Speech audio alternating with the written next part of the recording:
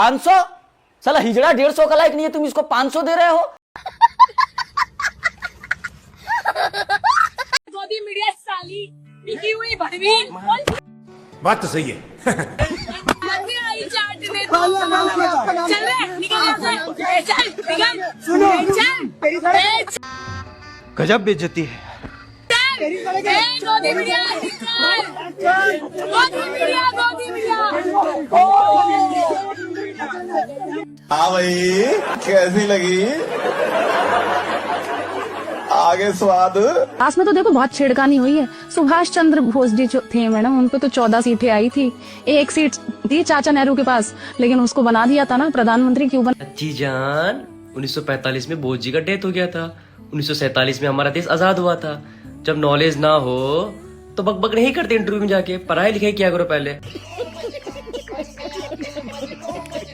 1947 में देश आजाद हो गया कंगना जी के 2014 के बाद में। क्या बात है सर, क्या बात है सर, क्या बात, ये बात है। कंगना रनौत के साथ मामला उल्टा।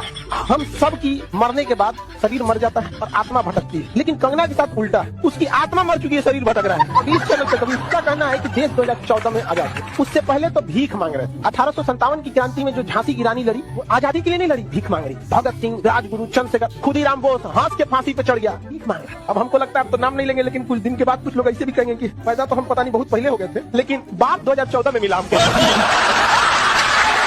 लवणे न भोजन।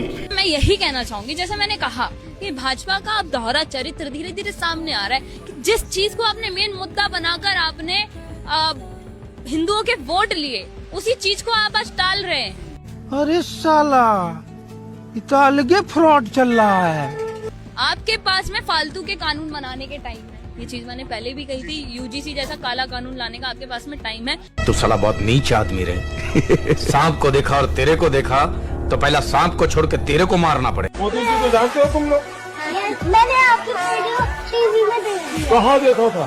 मैंने भी आपको। क्या करता था मैं टीवी में? बहुत सॉरी। भागो मत बेटा, अपना नाम बताओ क्या है? ज्ञानेंद्र। हाँ ठीक है, ज्ञानेंद्र प्रताप। तो क्यों भाग रहे हो? तुम्हें नहीं पता ये बात?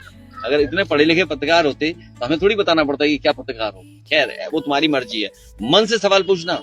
और चैनल बता दो अपना कौन सा है? जी न्यूज। जी न्यूज पक्की बीजेपी की, बिका हुआ बीजेपी के लिए है। गजब बेइज्जती है। इस दिन अभिषेक ठाकुर मरेगा ना, जब मेरी अर्थी उठेगी तो लाखों करोड़ों हिंदू इकट्ठा होंगे और पूरे भारतवर्ष नहीं पूरे विश्व को पता चलेगा। A few moments later. इन मादर चौदह को इतनी इज्जत दी जा रही है, यहाँ के इनके पोस्टर लगाए जा रहे हैं, बताओ हैं? इनको इतनी इज्जत देने की क्या जरूरत है? ये है बहन चो, जिसे कुछ पता नहीं है, कुत्ते का बीज थूकता हूँ मैं। अच्छा बताओ, तो तुम महात्मा गांधी का जन्म कब हुआ था? महात्मा गांधी का जन्म छोड़े हुआ था सर, वो तो अवतार लिया था। ये तो लेटेस्ट न्यूज है। महात्मा गांधी अवतार लिया था, वो कैसे? जैसे प्रभु श्री राम जी अवतार लिए थे रावण को वध करने के लिए, वैसे ही महात्मा गांधी अवतार लिए थे अंग्रेज को वध करने के लिए। क्या नाम है तुम्हारा? रोशन कुमार। सर रोशन कुमार, बहुत आगे जाएगा तुम, लेकिन जज कलेक्टर बन जाएंगे सर। मैं जातिवाद के सख्त खिलाफ हूँ, कास्टिज्म को मैं सपोर्ट नहीं करती। पहले ये देखो, मैं वर्ण व्यवस्था को मानती हूँ जो मेरे सनातन धर्म ने दी। अभी पता चलेगा। आपने कहा है कई इंटरव्यू में कि मनुस्मृति को आप सपोर्ट करती हैं, तो आपको लगता है कि मनुस्मृति में ऐसा था कि कोई सुबह में ब्राह्मण है, दोपहर में क्षत्रिय, शाम को सनातन धर्म में ऐसा है। क्या बात है सर, क्या बात है सर, क्या बात, ये बात है। एक भी धर्मशास्त्र का नाम बताइए जिसमें आप जो बोल रही हो परिभाषा हो। हमको नहीं पता। ये सनातन धर्म में ही है मैम, आप इसमें धर्मशास्त्र को कैसे जोड़ सकते हैं? हमको कुछ नहीं पता। बताओ, वेद पुराणों में हर जगह ये चीज वेद में या पुराण में? वेद में तो किस में, किस उपनिषद में, और पुराण में तो किस पुराण में? अभी मजा आएगा ना भिड़ो। वेद पुराण मैंने पढ़े नहीं है, जहाँ मैंने अपने पेरेंट्स से सुना है। कैसे दे रही है? जो मैंने अपने पेरेंट्स से सुना है, जो मैंने अपने धर्म गुरुओं से सुना है। आप इस तरह से सार्वजनिक मंचों पर परिभाषा दे रही है, आपको ज्ञान ही नहीं है। यहाँ भट्टगवार। आपने उपनिषद पढ़े हैं? मैंने नहीं पढ़े। आपने मैं ये चीज पढ़ी नहीं पढ़े, एक भी नहीं पढ़े? नहीं पढ़े। मैंने टोपा होगा एकदम। आप मनुस्मृति का सपोर्ट करते हैं? आपने मनुस्मृति पढ़ा है? मैंने मनुस्मृति पढ़ा है। जो बोलोगे किताब में उसी से सवाल करूंगी, आप बताओ। मैंने मनुस्मृति भी नहीं पढ़ा है, मैंने कुछ नहीं पढ़ा। वाह दीदी, वाह दीदी। नहीं दीदी वाह दीदी। ये देश हमारा भी तो है, हमने कहा कभी देश। क्या नाम है भाई साहब आपका? नाम क्या है आपका? नाम है मोहम्मद दीपक।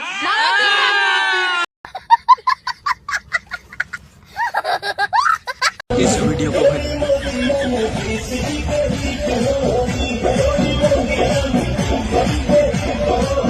few moments later.